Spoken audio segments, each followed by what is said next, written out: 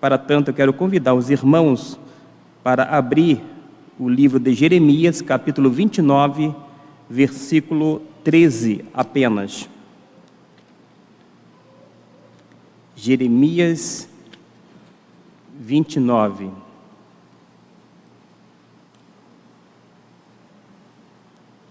Texto bastante conhecido, ainda assim nós faremos a leitura.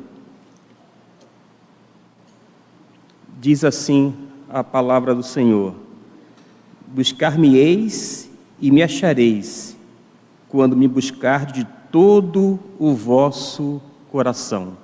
Que Deus, em sua infinita bondade e misericórdia, nos abençoe e que possa nesta noite, uma vez mais, nos instruir mediante essa porção de sua bendita palavra. Amém. Amados irmãos, é muito bom nos reportarmos à Bíblia, porque como palavra de Deus, ela é muito rica, e por isso essa especialidade, essa especiaria, esse valor que a palavra de Deus tem para as nossas vidas, ainda mais quando diz que se buscar e vai achar quando buscar o Senhor de todo o nosso coração. Só para que os irmãos tenham uma ideia, tanto aqueles que estão nos acompanhando pela internet, quanto aqueles que estão no recinto, quando a palavra de Deus veio ao profeta Jeremias, havia falsos profetas que, por conta do cativeiro babilônico, dizia que seria breve. O rei Nabucodonosor invadiu Jerusalém, leva uma parcela significativa e pessoas importantes da sociedade. A classe pobre fica em Jerusalém. Vem a palavra do Senhor através do profeta Jeremias, sendo que lá profetas no meio do povo diziam o seguinte: não, vai passar rapidamente. Esse exílio, esse cativeiro não vai lograr, não vai ter êxito algum, porque Deus não vai permitir. E algumas pessoas seguiam aquelas profecias baseadas no coração daqueles homens. Digo baseado nos corações dos homens, porque não eram baseadas nos pensamentos e no coração de Deus. Deus não tinha esse plano naquele momento. Até porque o cativeiro babilônico foi um instrumento de juízo para punir o povo desobediente de Israel. Nessa primeira leva, foram duas levas, teve a primeira em 597 a.C. e a segunda em 587 anos antes de Cristo, portanto 10 anos depois. Mas nesta primeira leva, onde o texto aqui ele se comporta, é justamente quando o rei Joaquim estava ali em Israel e ele fazia as coisas mais perante a face de Deus. Diz o texto que o pai dele fazia a mesma coisa, coisas horríveis diante do Senhor. E o povo pagou a conta, o povo sofreu por conta da desobediência. E Deus vai então fazer com que o povo da Babilônia seja um agente de juízo em suas mãos. O cativeiro babilônico não foi uma ação extraordinária da parte do Império Babilônico na época, não. Foi porque Deus não apenas permitiu, mas Deus fez com que o povo pagão fosse um instrumento real, verdadeiro em suas mãos. Deus conduziu o povo até o cativeiro. A palavra do profeta Jeremias vai dizer o seguinte: que pelo menos uma geração iria passar no cativeiro, porque somente depois de 70 anos que Deus viria e ia então retirar o povo, prometendo então uma restauração. Naquele meio tempo, a palavra de Deus dizia o seguinte: vocês têm que se acomodar em terra estranha, como prisioneiros. Vocês têm que viver da melhor forma possível. Vocês têm que crescer, se multiplicar, vocês têm que se dar bem uns com os outros, têm que zelar pela terra onde vocês se encontram, mesmo sendo terra estranha. Vocês têm que orar por essa nação, porque vocês estão justamente com seus pés nela, e depois de 70 anos, diz a palavra do Senhor através do profeta Jeremias: eu vou chamar o povo, eu vou trazer o povo novamente.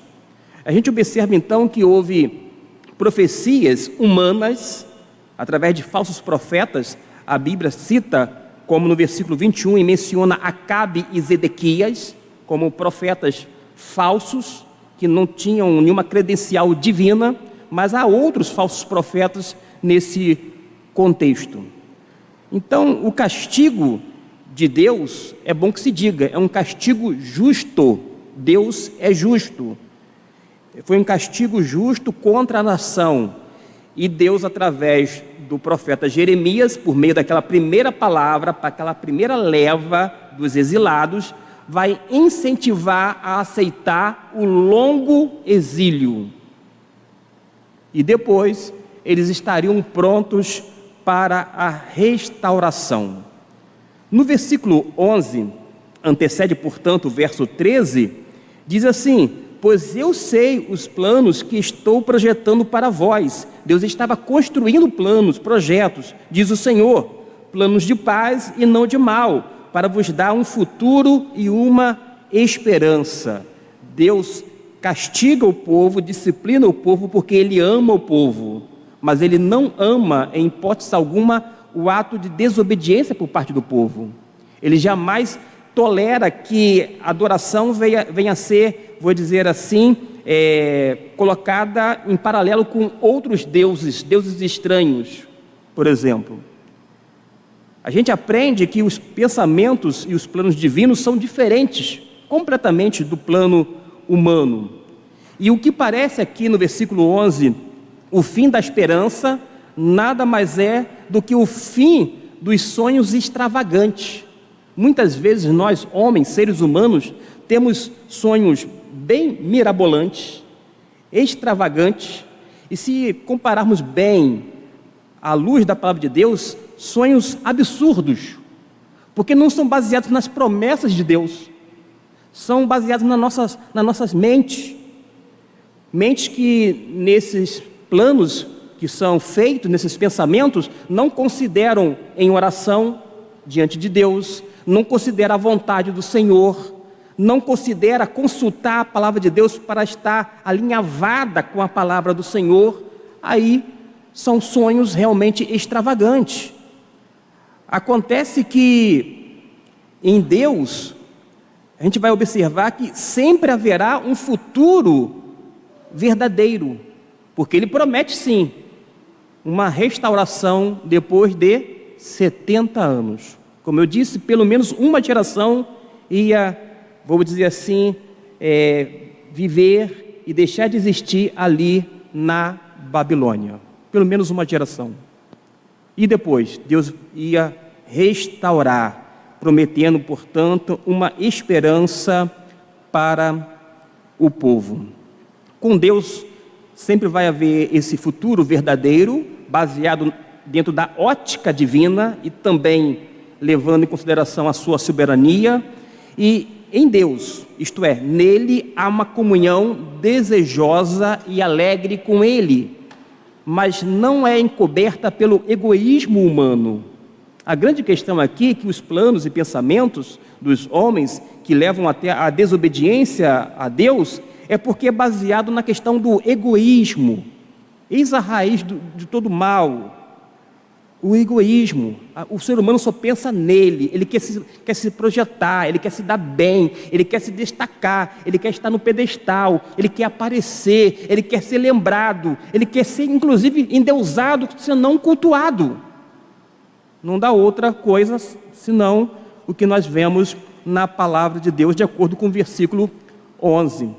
Mas no versículo 13, que é texto por demais conhecido, buscar-me-eis e me achareis quando me buscar de todo o vosso coração. Aqui está a chave da religião. E que tipo de chave é esta que vai abrir para a pessoa de Deus? É reconhecer que Deus se revela na nossa vida, quando estamos prontos a lhe entregar tudo o que somos e temos.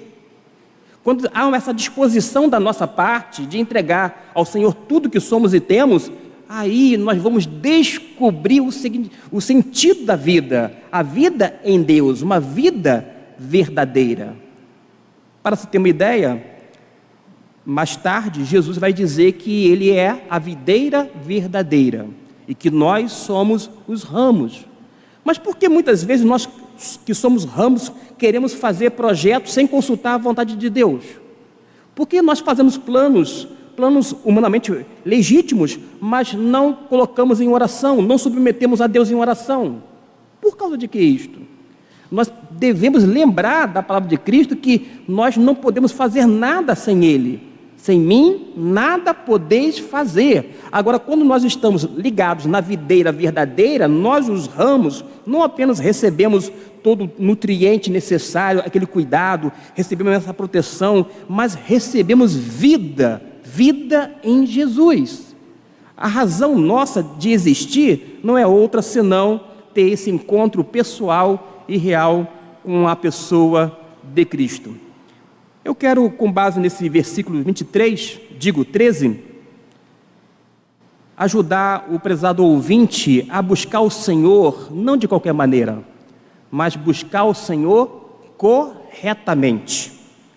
Para buscar o Senhor corretamente, nós precisamos buscar a presença de Deus, não é buscar a bênção de Deus. Eu não estou dizendo em buscar algo de Deus, tampouco a graça, a misericórdia, a bondade, nenhum favor divino, mas buscar a presença de Deus. É se refugiar em Deus, se abrigar nele, ser envolvido pelo Senhor, a ponto de buscar tão somente a presença e se contentar, ter esse deleite de realmente se colocar diante do Senhor, diante do Eterno. Mas é buscar também, através da presença e diante da presença do Senhor, a comunhão. Uma comunhão que deve ser não apenas tida, mas preservada, mantida, mediante hábitos salutares, como a oração, uma vida de leitura e estudo da palavra de Deus, uma vida de obediência aos mandamentos do Senhor. E quando a gente busca tanto a presença quanto essa comunhão com o Senhor, nós vamos ter um favor, porque vai ter favores da parte de Deus com o suprimento da graça. E alguém vai dizer, da onde que vem esse suprimento da parte de Deus? É do trono da graça do Senhor. É um trono que vai, enfim, derramando, transbordando e vai suprindo todas as nossas reais necessidades, em todas as áreas, e principalmente na área espiritual. Eu disse sobre buscar o Senhor corretamente, mas isso implica também em buscar mediante o exercício da fé, buscar mediante o fervor do Espírito. O nosso espírito humano precisa desejar, precisa anelar, precisa ter esse ardor, esse fervor, esse zelo em lidar com as coisas concernentes, não apenas a palavra de Deus, a igreja de Deus, mas também a pessoa de Deus. É um ardor também da mente, a nossa mente tem que estar ardorosa, desejosa, ela tem que ser diligente, sair em busca, até achar. E achando o Senhor, o que a gente faz? Permanece em sua santa presença. A gente não se importa com mais nada, porque nós já estamos diante do Deus eterno. É buscar com um desejo sincero, sim, e com uma forte afeição. A gente tem que ter não apenas uma empatia por Deus, o nosso Criador, mas uma forte afeição. E quando fala buscar-me-eis e me achareis quando buscardes de todo o vosso coração, aqui o texto não está projetando uma ideia ou uma imagem de que deve haver nesse encontro uma perfeição. O coração não precisa ser necessariamente perfeito, mas aqui está lidando e se referindo a um coração cheio de integridade, um coração íntegro. E um coração íntegro é um coração inteiro, um coração completo, um coração totalmente disposto e à disposição do Senhor. É esse coração verdadeiro que procura com avidez a presença do Senhor. As outras coisas são tudo consequências da ação benevolente da parte de Deus. É realmente um desejo sincero de encontrá-lo. É semelhante àquelas imagens que nós víamos dos garimpos, não apenas em Serra Pelada, décadas atrás, mas devido à procura por várias pessoas por ouro em nosso Brasil, a gente vê cenas de garimpo. Os garimpeiros ficam buscando com avidez encontrar o que é ouro. É ouro para mudar a vida deles, para enriquecer, para eles, enfim, dar um rumo. É algo semelhante a isto. A gente tem que buscar feito um garimpeiro, como se buscasse algo precioso, como de fato Deus é. É ter essa avidez, esse desejo sincero de encontrá-lo. Porque o coração aqui humano associa ao nosso intelecto e à nossa vontade. Quando a gente fala coração, às vezes a gente pensa em emoções. Mas na Bíblia, e principalmente no Antigo Testamento, quando se fala coração, se refere ao pensamento, à mente, ao intelecto, à vontade do ser humano. É isso aqui. No Antigo Testamento, as pessoas sentem com as suas entranhas, mas pensam com o seu coração. É fazer com que o nosso intelecto e a nossa vontade e todas as nossas energias, toda a nossa força seja direcionada para o Senhor. E quantas vezes nós canalizamos tudo isto e muito mais na direção errada, oposta ao Senhor. Talvez porque alguns dos nossos corações, pelo menos corações dos ouvintes, se encontram completamente cheios de preocupação, cheio de ansiedade, cheio de sentimento negativo, cheio de desgosto, cheio de desespero, cheio disto, cheio daquilo outro. Está tão ocupado, tomado por essas coisas humanas, coisas que nós temos em comum, que não sobra espaço para Deus. Aí a pessoa sequer busca, porque o coração dele já está completamente preenchido, menos com Deus, mas com todas essas coisas dentro. Aí qual é a proposta? E eu quero ajudá-los, vocês. Quero ajudar os ouvintes, tanto em casa quanto vocês aqui. Se porventura o seu coração estiver cheio de preocupação, ansiedade, etc. e tal, de estresse, de cansaço, fadigado, apertado, sente inclusive aquela dor no peito, no coração, a única coisa que você pode fazer nesse exato momento, nessa busca, nessa procura, pega o seu coração, coloca esse sentimento, essas coisas de lado. Pode ser para lá ou para cá, contanto que haja um espaço para que Deus venha adentrar em seu coração. Aí quando Ele tem um espaçozinho ali para habitar, para estar, para fazer morada, Ele vai centralizar a sua vida, vai estar no centro do seu coração. A partir daí, o Senhor vai colocar todas as coisas em ordens no seu devido lugar. É isso que acontece quando o nosso coração está cheio e a gente vai liberando espaço para que Deus de fato venha reinar, venha ser Senhor meu, Deus meu, ou ainda Senhor nosso e Deus nosso, de maneira que a gente viva isto como uma realidade, não como algo improvável ou uma possibilidade. Dá centralidade, portanto, ao coração, a Deus em nosso coração. Deus planeja, então, planos para todos os ouvintes, sem distinção. Ele planeja planos e Ele está construindo, de uma forma participativa, vívida, planos para todos nós, planos para o nosso bem-estar, planos de paz, não de mal, planos que venham resultar em relacionamentos ricos e harmoniosos com o Senhor, planos para um futuro de esperança. Para tanto, nós temos que fazer o seguinte: seguir os princípios da palavra de Deus. Nós temos que aplicar esses mesmos princípios à nossa vida. A gente tem que receber o poder de Deus na nossa vida, fazer com que a gente venha vivenciar, experimentar esse poder de Deus, porque precisamos receber o poder de Deus na nossa vida. E quando a gente se depara com a palavra de Deus, e nós temos que crer piamente nisto, diz a Bíblia que a pessoa de Jesus, ele ascendeu aos céus, mas enviou o seu Santo Espírito para habitar permanentemente no nosso coração. O mesmo Espírito Santo, o agente que atuou na criação, é o mesmo agente que transformou o caos e colocou tudo em ordem, é o mesmo que habita agora e faz morada para todo sempre, de uma vez por toda, sem medida, sem restrição alguma, porque ele já está centralizado na nossa vida, no nosso coração, e pode trazer essa força, essa energia, esse poder da parte do Espírito Santo que habita em nós. Uma força criadora, uma força transformadora para acontecer uma profunda transformação.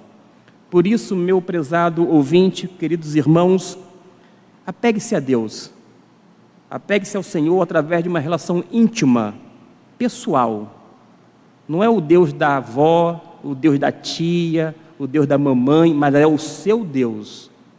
Não é que você tem posse dele, mas ele o tem por completo em suas mãos. Se apegue ao Senhor de uma maneira profunda e especial. Se aproxime dele por meio da fé, é verdade, e receba esse alívio da parte de Deus, porque ele alivia o nosso coração, ele traz paz, paz de mente e paz de espírito, e que você possa receber da parte de Deus tudo mais que for necessário de acordo com a sua real necessidade. Para tanto, que Deus os abençoe, enfim, que Ele nos abençoe rica e abundantemente. Amém.